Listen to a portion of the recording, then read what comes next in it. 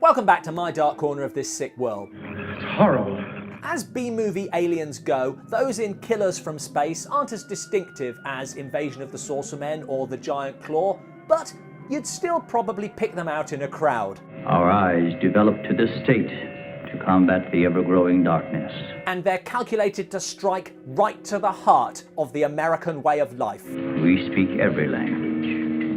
Can't expect me to believe that. Alien invasion? Completely believable. Learning a foreign language? Unthinkable. Over 1 billion of you trying to come here to Earth? Some sort of travel ban is probably called for. All right, we'll see about that. They're coming here In our machines magnetically propelled across the electron bridge we have created. to escape their own doomed world. Yours is the only planet in this solar system capable of supporting our civilization. And they have a plan. We are accumulating the energy released with each of your atomic explosions. They then use this energy to create giant bugs and lizards. We are breeding our, shall I say, armies. Which they will release. They will spread to every continent and devour every living thing on the surface of the Earth. Leaving them with a pretty serious pest control problem, but they have a plan there too. We will use their bodies to fertilize the soil. Kinda makes you wonder why they don't just use that weapon to kill every living thing on Earth and let their bodies fertilize the soil. But since they took the trouble of coming up with a plan, it seems mean-spirited to nitpick. We have everything under our complete control. So why did you kidnap Peter Graves' Dr. Martin? Because we had an important need of your services. They need to know the details of the final nuclear test, so they kidnap Dr. Martin via a plane crash. Come in, Tar Baby 2. Then hypnotize him, You will obtain the data. which, let's face it, ought to be a piece of cake for these guys. They even heal the injuries he sustains during the crash, I see you are quite well. welding his chest back together so even the army doctor finds nothing amiss when Martin returns, unable to remember anything. Well, everything seems all right. You don't remember where you got this?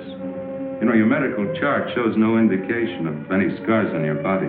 I'd have said a massive, inexplicable scar turning up overnight would at least suggest that something is not all right.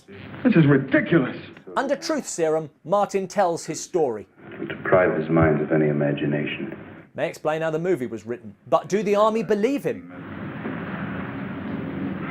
No.